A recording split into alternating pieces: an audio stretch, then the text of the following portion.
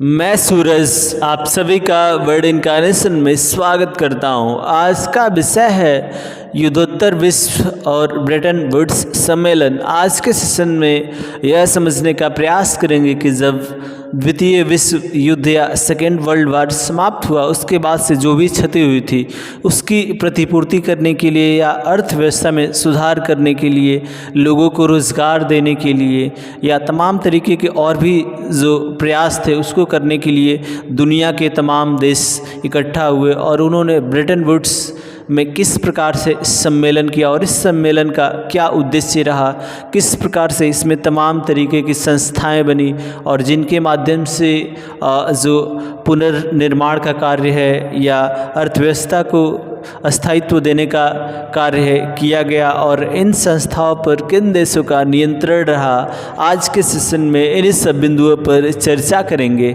सबसे पहले बात करते हैं आर्थिक स्थिरता एवं पूर्ण रोजगार। आर्थिक स्थिरता और पूर्ण रोजगार की बात की जाए तो कहीं ना कहीं दुनिया के जो तमाम देश थे उनका यही लक्ष्य था कि एक ऐसी अर्थव्यवस्था बनाया जाए जिसके माध्यम से आर्थिक स्थिरता प्रदान हो, यानी कि जो भी अर्थव्यवस्था है उसमें स्थिरता हो, यानी कि फिर से महामंदी की स्थिति न पैदा हो जिससे कि लोग तमाम तरीके की प्रताड़नाओं को लोगों को झेलना पड़े और वे लोग बेरोजगार हो जाएं। और इस आर्थिक स्थिरता के परिपेक्ष में यह भी उद्देश्य था कि लोगों को ज़्यादा से ज़्यादा रोज़गार मिल सके जिससे कि जो अर्थव्यवस्था है उसको सही से संचालित किया जा सके और फिर से जो लोगों का जीवन है वह सामान्य तरीके से हो सके जैसे वर्ल्ड वार से पहले या सेकेंड वर्ल्ड वार से पहले था। अब बात करते हैं ब्रेटन वुड्स सम्मेलन। ब्रेटन वुड्स सम्मेलन की बात करें तो ब्रेटन वुड्स सामान्यतः अमेरिका में एक शहर है जिसमें दुनिया के जो तमाम यूरोपीय देश है उसके बाद से अमेरिका है, ब्रिटेन, फ्रांस, रसिया, इन सभी देशों ने मिलकर एक सम्मेलन किया जिसको ब्रेटन वुड्स सम्मेलन बोला गया। इसमें और जो कि 1944 में हुआ था और इसमें यह निर्णय लिया गया कि किस प्रकार से जो अर्थव्यवस्था है कैसी अर्थव्यवस्था संचालित की जाए जिसके माध्यम से उसमें स्थायित्व हो और ज़्यादा से ज़्यादा लोगों को फिर से रोज़गार दिया जा सके जिससे कि लोग अपने जीवन यापन को सुचारू रूप से संचालित कर सके। अब बात करते हैं अंतर्राष्ट्रीय मुद्रा कोष। अंतर्राष्ट्रीय मुद्रा कोष की बात करें तो आज हम इसको सुनते हैं जिसको सामान्यतः इंटरनेशनल मॉनेटरी फंड्स के नाम से भी जाना जाता है और इसकी स्थापना 1944 में जो ब्रेटन वुड्स सम्मेलन हुआ था इसमें तमाम जो देश थे उन्होंने मिलकर इसकी स्थापना 1944 में की थी। और इस अंतर्राष्ट्रीय मुद्रा कोष यानी IMF का सामान्यतः प्रमुख कार्य यही था कि जो भी जो राष्ट्र थे, यूरोपीय राष्ट्र थे या अन्य राष्ट्र थे, उनमें जो भी आयात निर्यात या व्यापारिक जो लाभ या घाटा होगा उसकी प्रतिपूर्ति करने के लिए IMF की स्थापना की गई 1944 में। अब बात करते हैं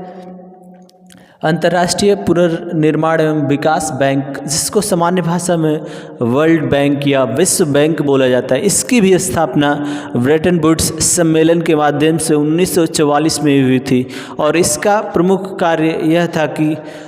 इस बैंक के माध्यम से पैसे अंतर्राष्ट्रीय समुदाय से इकट्ठा करना और इनको वैसे जगह पर लगाना जिससे जो युद्ध हुआ था, सेकेंड वर्ल्ड वार हुआ था, उसमें फिर से पुनर्निर्माण के लिए या जो भी आर्थिक गतिविधियां है उसमें सहयोग करने के लिए या विभिन्न देशों में आर्थिक सहयोग देने के लिए इस संस्था की स्थापना 1944 में की गई। और इसमें अगर सहयोग की बात की जाए, अगर इसमें यह सोचे कि इसमें पैसे कहाँ से आते हैं तो ज़्यादातर इसमें ग्रांट जो होता है, अनुदान होता है, तमाम जो देश हैं वे इसमें देते हैं और उसी अनुपात में उनका इस बैंक पर प्रभुत्व भी होता है। जैसे कि विश्व बैंक और IMF पर नियंत्रण। विश्व बैंक और IMF पर नियंत्रण की बात की जाए तो सामान्यतः जो यूरोपीय देश है, अमेरिका है या जो भी शक्तिशाली देश है, रूस है, ये सभी देश ऐसे हैं जो ज़्यादा से ज़्यादा इसको ग्रांट देते हैं, अनुदान देते हैं, और जिससे ये दोनों संस्थाएं क्या करती हैं, जो विश्व में अगर कोई आपदा आ जाती है या मानवीय संकट आता है तो उसके लिए लोग मदद करते हैं। और अंतर्राष्ट्रीय समुदाय में कहीं भी अगर ऐसी कोई बात होती है जिससे कि लोगों को किसी प्रकार की परेशानी होती है तो ये लोग आर्थिक रूप से सहयोग करते हैं। अगर इसमें अमेरिका की बात करें तो अमेरिका को ऐसी शक्ति प्राप्त है, अगर विश्व बैंक चाहे कि किसी देश को आर्थिक मदद करे तो अमेरिका अपने वीटो शक्ति के माध्यम से चाहे तो रोक सकता है, क्योंकि सबसे ज़्यादा अगर हिस्सेदारी की बात की जाए या ग्रांट की बात की जाए तो अमेरिका विश्व बैंक को या IMF को देता है। धन्यवाद।